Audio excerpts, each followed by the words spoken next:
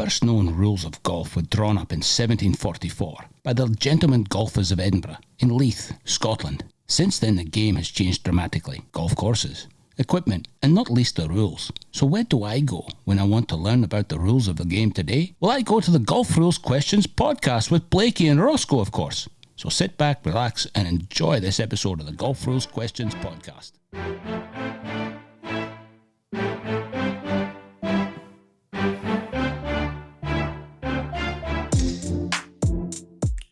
Well, welcome everyone to episode 45.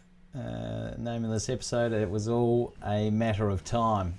Yeah, that sort of tells you the theme for this week, episode 45. I'm only 1 minute late, or maybe 1.5, so that's a 2-shot penalty to me. So we've got some big rules scenarios this week. Bryson DeChambeau's ball was determined to have been picked up after 3 minutes. Nelly Corder's ball determined to have been picked up under 10 seconds. So let's get into it. I think this is where I should have some music. Anyway, hey all, Blakey here from Golf Rules Questions.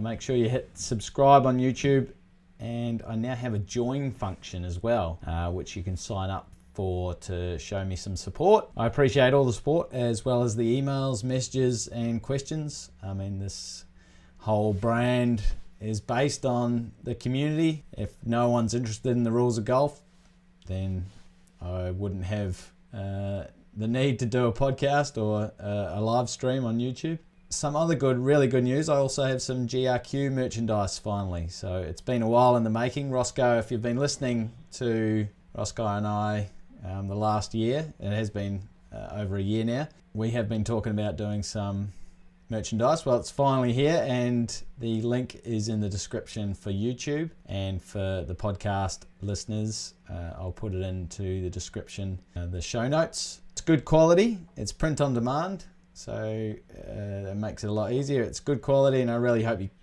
get onto the link and check it out. The links are on Facebook and Instagram as well. There are polos, hoodies, caps, beanies, and more. Different designs. Yeah, get on there and check it out and see what you think. Firstly, GRQOTW for week 44. Remember, if you listened last week, only 6% of people have gotten this one right on my YouTube community rules of golf question. Why is that? Well, they didn't see the wording in the question. They were reading it and they didn't see the wording. And a lot of these people are probably beginner golfers and not, it's difficult when you're doing a rules test. I always say it's a lot easier to learn the rules out in the golf course because you're there, you have the green there, the bunker, you know where the ball is, you know who's just sort of done something, touched it, whatever. When you're taking a rules quiz, exam, test, whatever you want to call it, you're reading the question and you've got to, stimulate your mind as to what situation you're currently in. Only 6% people got it. I'm hoping that a lot more got it that listen to the podcast and the live stream. GRQOTW 44, in stroke play at Wombat Hills Golf Club. Stuart plays a second shot on the par 4 fifth hole from the fairway and pulls it into the trees left of the green. He and his group spend 3 minutes searching for his ball, but cannot find it. He returns to where he played his previous stroke from, places a ball as close to that spot as possible, and plays his next shot onto the green. He has 2 putts to hole out. Hopefully you heard that, and you also heard the where Stuart would incur a penalty, or penalties. What is Stuart's score for the 5th hole? The answer is 8. So let's break that down. Stuart hit his tee shot, that is 1. He couldn't find his he hit his second from the fairway, that is 2. He couldn't find his second, so had to go back to where he played his stroke from in the fairway and drop a ball for a penalty of 1. That is 3. He placed it. What were you doing, Stuart? He placed it instead of dropping it, so effectively has breached rule 14.3b3 and incurs a general penalty. We are now up to 5. General penalty is 2 shots in stroke play. Loss a hole in match play. Playing for a wrong place in match play, we lost a hole. So it's important to know when you're supposed to replace the ball and when you are supposed to drop the ball. When proceeding under a lost ball scenario, which this was, rule 14.6 tells us how we put a new ball into play depending on where we last played from. So within the teeing area, you can place on the ground or on a tee. In the general area, penalty area or bunker, you drop the ball. So general area includes fairway and rough. And on the putting green, you must place it at the last spot you played from. Whilst a lost ball after a putt is very rare, they have happened, but most commonly into a penalty area, which isn't 18.2. It would be 17.1 D1. But anyway, the same. It's the same procedure. You place it. We did actually see it at the Masters this year. From memory, it was Burnt Weisberger. That's probably an over. Okay, so talking about dropping or replacing, we now turn our attention to Bryson's scenario at the Tour Championship, which was very interesting. So set the scene. He hit his ball well left of the 18th hole during round 3, even left of the 9th hole. 10th hole, even left of the 10th hole. Maybe it was near the 9th hole. Even left of the 10th hole, which I thought was about 70 yards, but someone on YouTube wanted to correct me and tell me that it was more like 200 yards. That's fine. 270, 200, up to you.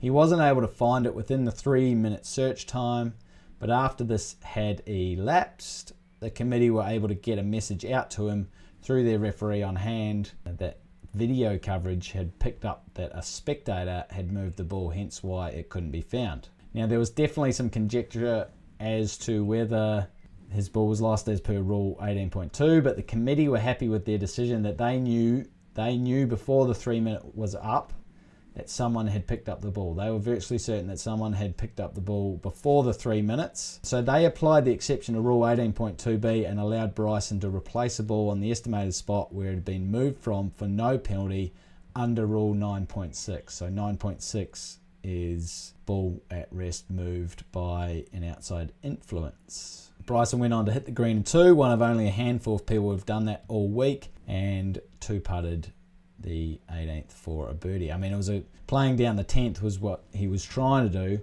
Left him a fantastic angle into that green and into that flag. So, potentially in the future, the PGA Tour might look at an internal out of bounds, which I absolutely love, but not many other people are with me. The PGA Tour might think about it.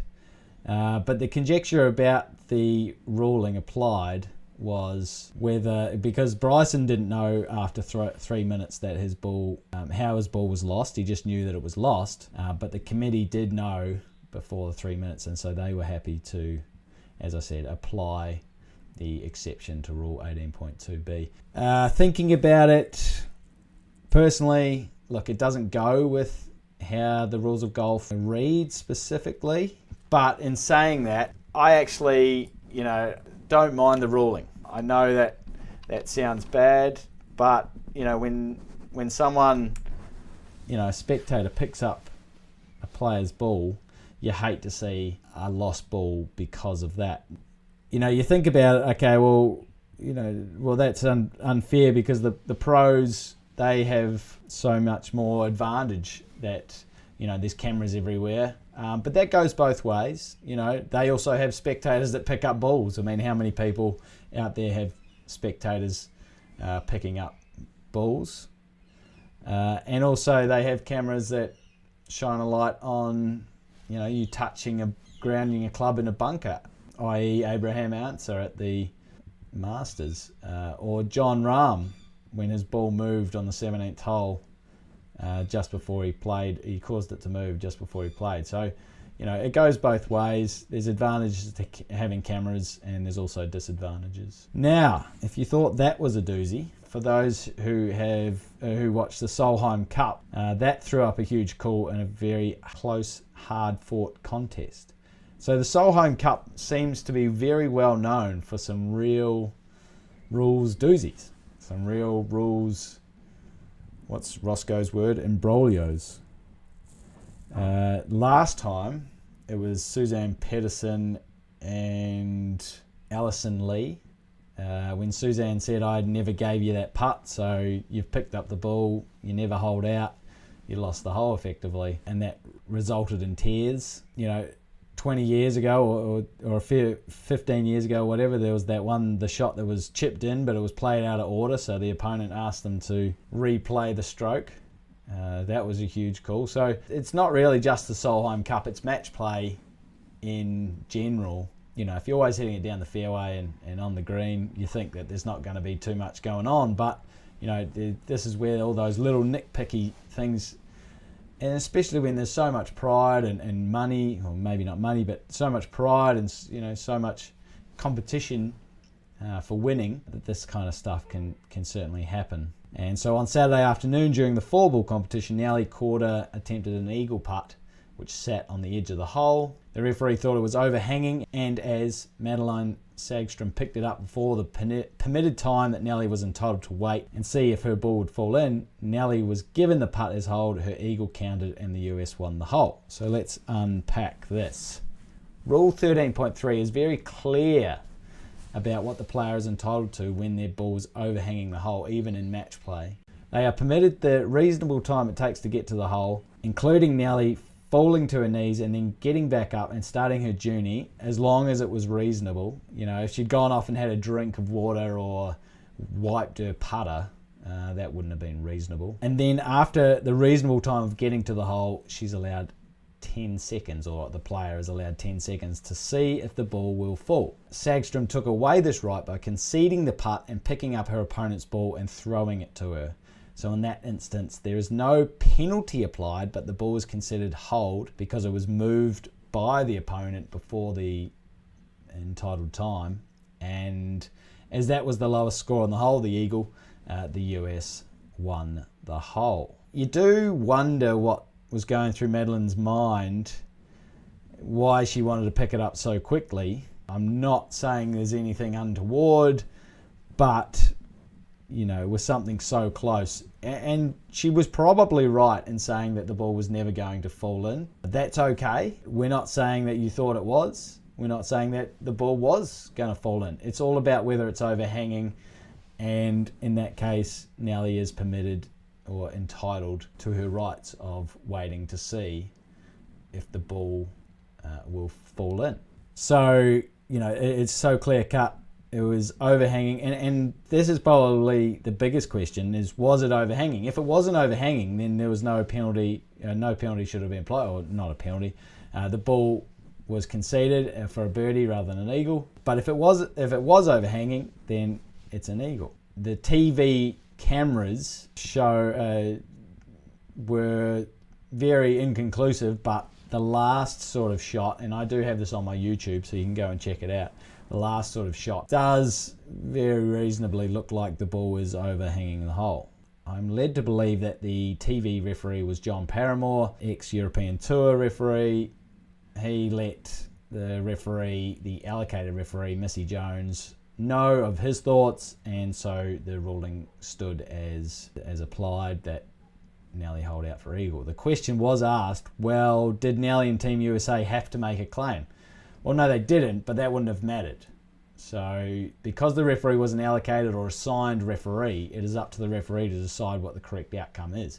Effectively like a soccer referee, football referee, NFL referee. They also have cameras that they can check and make a decision upon. This is different than when it is a roving referee in match play.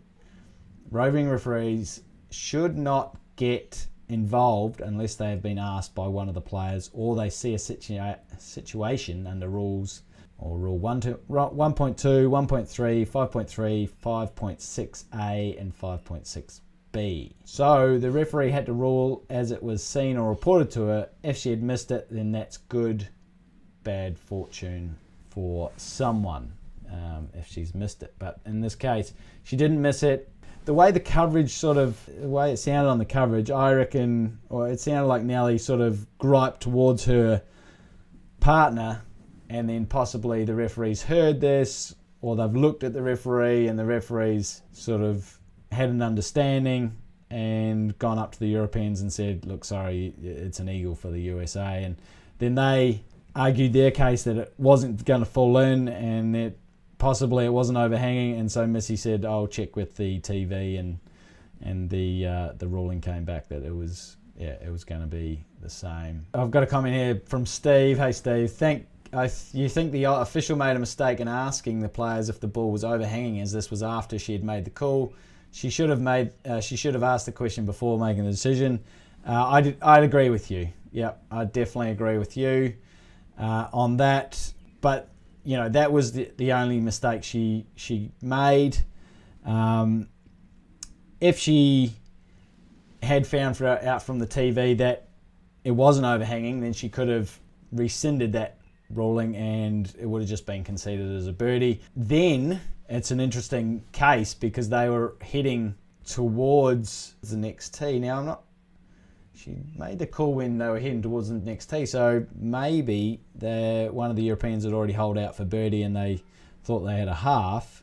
Someone please comment and tell me what actually occurred after all that. But in that case, she could have just changed it and said, okay, it was a half, I got that wrong. And as embarrassing as that would have been for the referee, that would have been the right call, and that's what we're there to do. We're just there to make the right call. But yeah, probably should have checked with the TV ref first. Maybe she did. Maybe she did. Maybe the TV ref saw it and actually whispered in her ear, and then the Europeans have struck up an argument. She said, okay, I'll just check again. But yeah, for what it was, the correct ruling was come to in my mind, because I thought it was overhanging the hole, and that's all that matters, is whether it was overhanging the hole. You might think it was not, and you're certainly entitled to your opinion. So that was a fair lot. I mean, 13.3 is one of my favourite, just because it sort of comes up a lot, and it's also one of the more laxed ones certainly on the PGA Tour, where they sort of allow the player to wait near where they putted for a bit longer than what I would personally give them. I would think that it was reasonable to maybe put your hands up in the air and then start, and then grab your putter or whatever and then start walking. But, it is what it is. We did see them hand out a penalty earlier in the year when someone waited 46 seconds. But yeah, that was pretty blatant. Right, that was a lot. So that was two really good situations for this week. Yeah, I certainly learnt from that 18.2b and 9.6 about the committee having the virtual certainty before the 3 minutes. Please remember to subscribe and even join my YouTube channel. Every little bit of support is appreciated. The bogey membership is $2 a month. Very small. Then it goes all the way up to $25 a month. So one coffee a month, or even half a coffee a month, all the way up to a coffee a week, basically. Would love the support. Or get yourself some GRQ merch, whether it's the Ruin Coup, which I love that logo, or the podcast green logo, or just the Roo by itself. Please jump on board. The link is in the description. Everybody's favourite segment, the GRQOTW 45, before we actually ask for some questions from the current viewers. So the question for this week is, Fraser has interference with the branches of a tree that are outside of a ground under repair area. This ground under repair area is defined by a white line. The tree itself is rooted in the ground under repair area, but the branches overhang outside the GUR and Fraser's swing is hitting them. None of the branches that interfere with his swing are inside the GUR area, but the tree is rooted inside the GUR area. Is Fraser entitled to free relief? Right. Hopefully you've got the GRQOTW 45. Time for some questions. Hello, Adrian. Also agreeing with Steve. Love that. Stuart, my good friend Stuart McPhee, who helps me out does a fantastic job with the YouTube videos. Sagstrom had the best view of anyone, even better than 2D cameras. She said it wasn't overhanging. Does the ruling imply she was lying? Yes. Yep. The referee makes their ruling. She's taken into account, or the referee, whoever it is, takes into account all the information. and it happened so quickly. Madeline, we're not saying that she was cheating or lying or anything like that, but they went to the TV coverage, and the TV referee believed that it was overhanging. So the ruling is that Madeline breached Rule 13.3, and there's no penalty, but the ball was considered hold. She was conceding the next putt for a birdie. I really appreciate everyone tuning in, turning up. Thank you, everyone.